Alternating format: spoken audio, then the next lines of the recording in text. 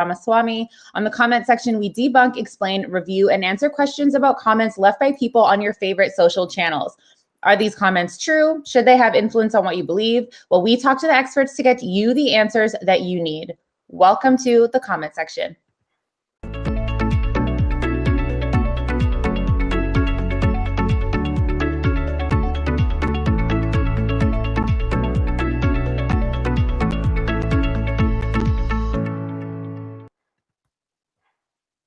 I know what happened there, you guys. I clicked on a comment before instead of clicking back on myself. So sorry about that. Today, we're talking about Joe Biden's promise of $2,000 stimulus checks. Here's a quote from the article referenced in our first tweet that I'm going to show you guys. I just thought it explained it perfectly. After promising $2,000 checks to eligible Americans, the soon-to-be president revealed that no, actually, they'd just be getting $1,400 checks to supplement the $600 checks that were passed as a part of the stopgap spending bill at the end of 2020. So we're going to talk all about that. There were so many interesting comments in this thread, so much to dissect. So I do have a few more comments than normal that I'd be going through today, but Anita, our guest, is well briefed on them, and we're going to be, it's going to be fine to talk about them and go through them. Just bear with us though. There's about double the amount of comments that we normally go through, but it's because the conversation was just so important to highlight. So here to talk to us about that today is Anita Ramaswamy. Anita is a freelance journalist primarily covering the intersection of business and social issues. She previously worked in investment banking at Wells Fargo Securities, executing financial transactions for companies across the technology, industrial, and consumer goods spectrum. She studied political science and economics at Tufts University, and I'm so excited to welcome Anita to the show. Hi, Shivani. Thanks so much for having me. I'm super excited to talk to you today. Thank you for being here. So we're going to get right into it. Let's just show the comments really quickly. As I said, everyone, there are 4 comments. We normally only go through about 2, so just bear with us. So this first one was actually the tweet that initiated this conversation. It says they went from 2K on day 1 to actually we meant 1,400 to you'll get 1,400 in March to it could be 1,400 in April. And so there was a lot of discussion about this. The first tweet we're going to go through was the one directly underneath this one. And it said, it said, it might not even be that because of Biden wanting to work with Republicans to draft a relief bill. So it could be 1,400 as of now before it passes. And when the final product is ready, it could be either $600 or less. And then the person who wrote the tweet said, yes, the article talks about decreasing the overall package amount and Dems having to get at least 10 Republicans on board so that there isn't a filibuster, that thing they could just end, but won't. And there's a few other comments that we want to go through. Just again, there are so many like this talking about the numbers. Another one says, claiming they promised an additional $2,000 for a total of $2,600 is incorrect. Claiming they promised there'd be checks on day 1 is just ridiculous. And then I found this set that I think just sums it up really well. Trump signed off on the $600 stimulus checks on December 27th. On January 4th, Biden told Georgia voters that if they vote blue in the Senate race, $2,000 checks would go out the door immediately. Biden backpedaled last week to $1,400 and redefined the definition of, quote, immediately. Another person says, meaning that when he gets into office that it would pass. And if they didn't, then they would never come. You can't just add whatever words you want to someone's quotes and act as if they actually said it. And then this last quote, which is the one I think summarizes it really well. Why is it a surprise that when you say $2,000 check coming your way immediately, that people get mad when you change it to $1,400 someday?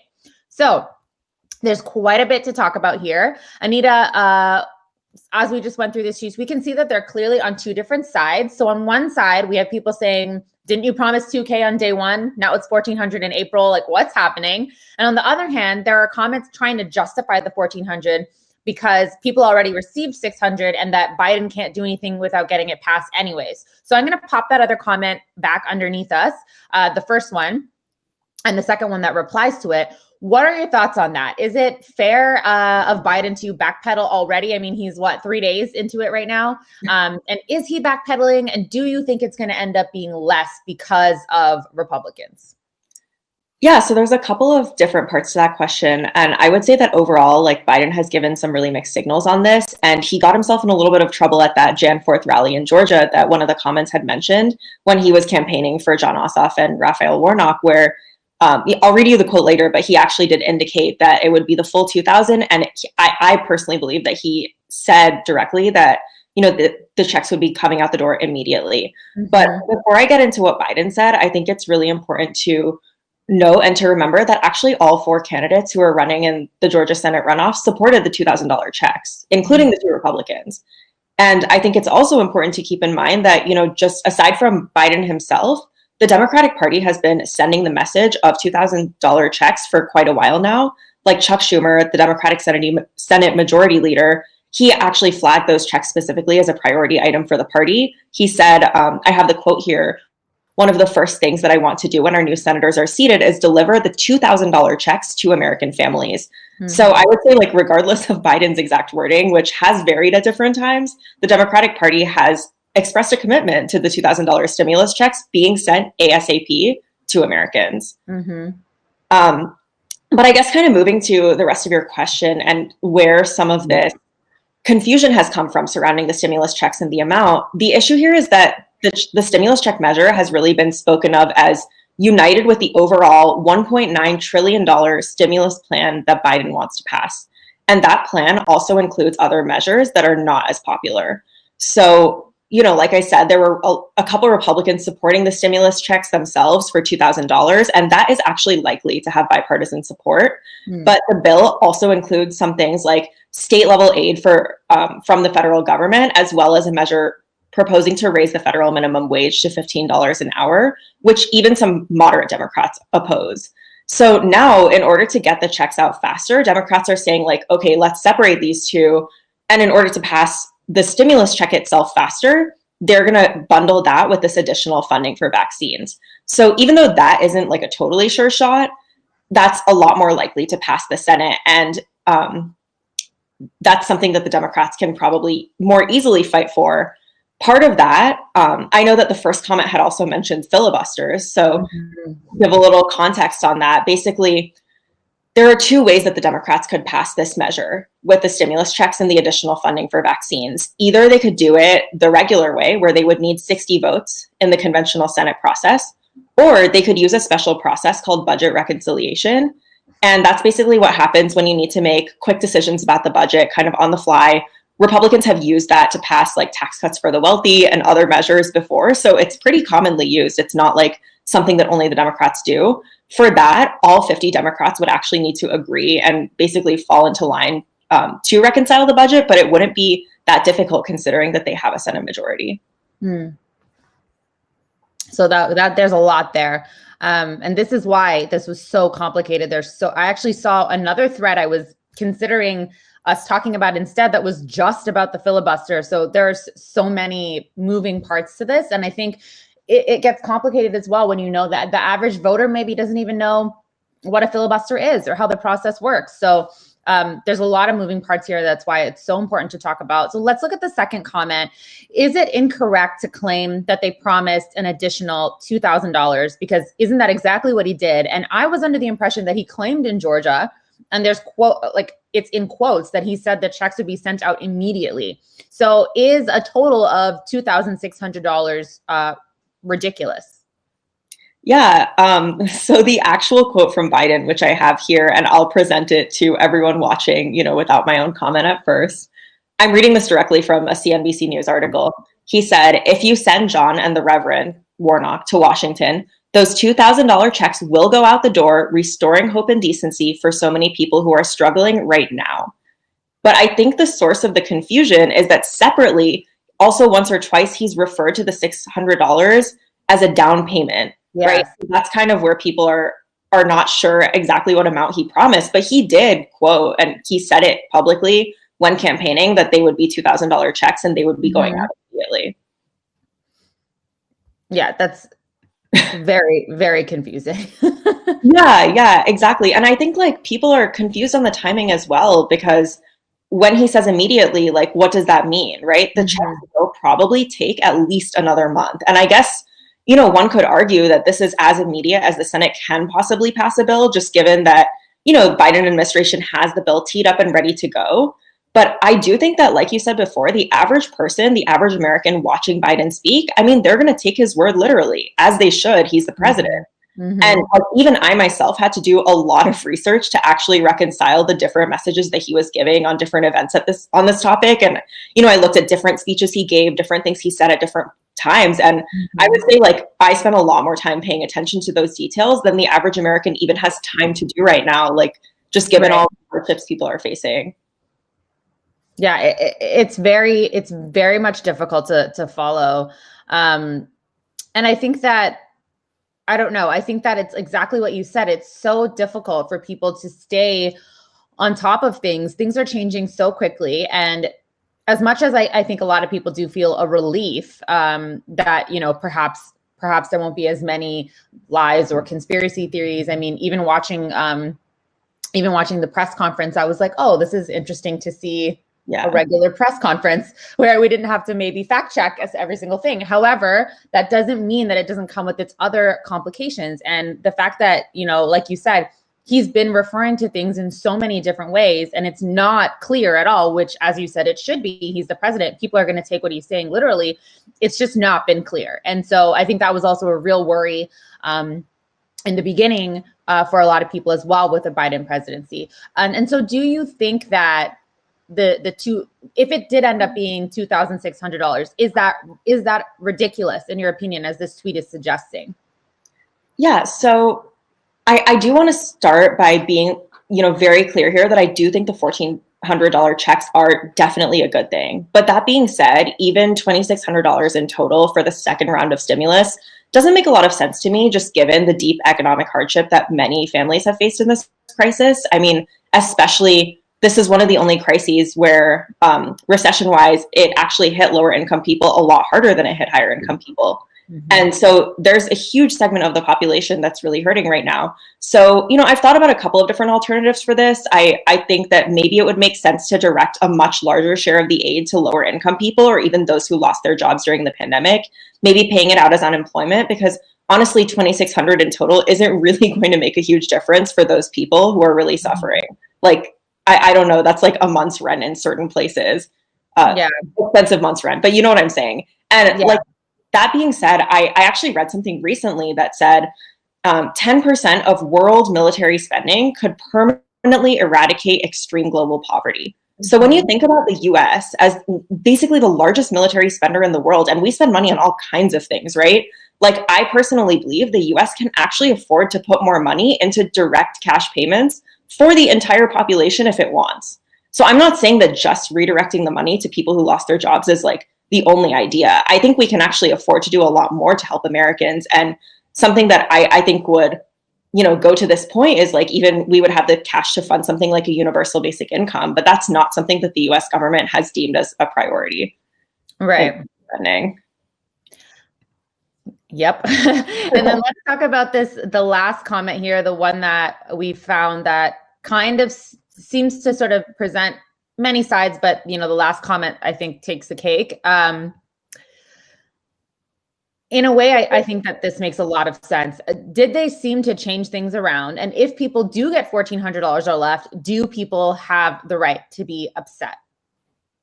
Yeah, absolutely. I mean, I just think given the fact that the Democrats have the Senate and there's also a decent amount of Republican support for the $2,000 checks, I don't really understand why Biden and the Democratic Party are hedging on this when they could really push to pass the $2,000 stimulus checks and the vaccine funding as their own separate bill, the same way that he's planning to send $1,400. So I don't understand what was driving that concession, really. And I think to a lot of Democrats, it's just a little disappointing because after the party overcame some really tough electoral odds and, fought really hard to win the presidency and the Senate, that now party leadership is getting cold feet on delivering what they had originally promised. Mm-hmm. So I think people do have the right to be upset. Yeah, absolutely. And I think too, like, we really need to think about, like you said, how are people receiving this information and processing it? It's extremely difficult to understand, like you said, if you don't have time to sift through all of the many different ways he's explained this and what he said. So the clearer, the better. And it's just unfortunately not coming out that way. So of course, people are going to, in this type of crisis, be upset. And, you know, just for reference, like in Canada, we were getting $2,000 checks a month for months. And you were just able to apply literally online through your bank, and the money was in your bank account a few days later. Granted, there were a lot of people that were not eligible for this that should have been eligible. I'm absolutely not saying the process is perfect. However, the way that they, you know, implemented it was much quicker, I think made a lot more sense and helps a lot more people much faster than what's going on right now, where it seems like they're just, it's really up in the air. You can tell if the president is just saying, you know, random things about it all the time. Yeah, I mean, people don't have time for this, and they just don't have time for the back and forth. And I did want to provide a little bit of real world context to that too. This is like a quote that Biden himself has actually said. He's pointed this out many times. Across America, 1 in 7 households, more than 1 in 5 Black and Latino families say they don't have enough food to eat. 14 million Americans have fallen behind on their rent, and 900,000 people filed for unemployment for the first time last week. That's something that Biden knows. Like the party is fully aware of that. And honestly, there are countless studies that show that putting cash directly in people's hands works. There is just a mind-numbingly large body of evidence supporting something like a universal basic income or a stimulus check. But for some reason, America just can't seem to get past this incorrect notion. And I think this is the fundamental root of the problem, that people think that direct cash payments would somehow like disincentivize work and make people lazy. But every single credible study on a UBI or direct payment actually shows that it's effective. It doesn't affect productivity, right? People don't actually work less. And that paying this money stimulates the economy and produces growth that's inclusive to everyone and not just those at the very top. And all of what I just said about UBI becomes doubly true when we're talking about a pandemic that has taken so many jobs, so many lives, and like hurt the American people so deeply. Mm-hmm. We have a comment here, actually. I just popped it up on the screen, but I'll pop it up again. This person says they need to issue financial recovery assistance monthly for it to be actually helping families who lost so much. And I think you kind of alluded to that point as well, where you said for a lot of people, $1,400 is just rent. And where have these people been getting $1,400 for the months that they didn't receive a stimulus, right? So I think it's, you know, sometimes I have to tell you, in Canada, sometimes it's really laughable to think about like that. This is just a discussion that is continuing to happen in the richest country in the world, who, you know, spends billions or trillions of dollars on an economy, on the military and on defense, and, you know, can't protect their own capital and is not necessarily helping people that need help right now. It's kind of crazy to think about. Do you have any other comments on this last thing before we move on to my last question? Yeah, just one thing I wanted to quickly address, and totally agree with you that I think that the US can very much afford to make these payments. That's a common misconception. But I think one thing that I've heard kind of floating around in the public is that, okay, like a lot of people didn't actually spend the stimulus checks, so did they stimulate the economy? And I just wanted to address this really quickly. It is true that most people who received that first round of stimulus checks either put the checks into savings or use them to pay down debt based on the data from that first check. Some are trying to portray that as a bad thing, but I personally think that's not a bad thing at all. Because if you think about it, most Americans didn't even have 3 months worth of emergency savings going into this crisis. Yep. And so the fact that the checks are so small, I mean, it just speaks to like, maybe if they were larger, people would have actually spent a higher percentage of the checks if they weren't so small in the first place. And that would have contributed to more of a stimulating effect for the economy. So I think that because the checks were so small, that actually made them less effective. And unfortunately, critics will point that out in an attempt to say like this wasn't a good policy, but that's actually not true. It was never really given a chance to succeed, in my opinion. Mm-hmm. And let's expand this conversation a little bit. A lot of people in this thread and many other threads that were discussing the stimulus were also talking about other things, whether they were referring to it from the perspective of a filibuster and stopping a filibuster, or Joe Biden using executive orders to get these things done. They were talking about Medicare for all, eliminating student debt. And my personal favorite, which they're all important, but something I think is that is so important is a $15 minimum wage, which we know that if if it had increased with inflation, would be closer to $23, which is a discussion all on its own. But I would love to know from you, as somebody who has worked in finance. We just got a funny comment. Someone said, I couldn't even buy a Gucci hat belt with my student. I mean, it's true. Yeah, I know. It's, we feel you, bro. So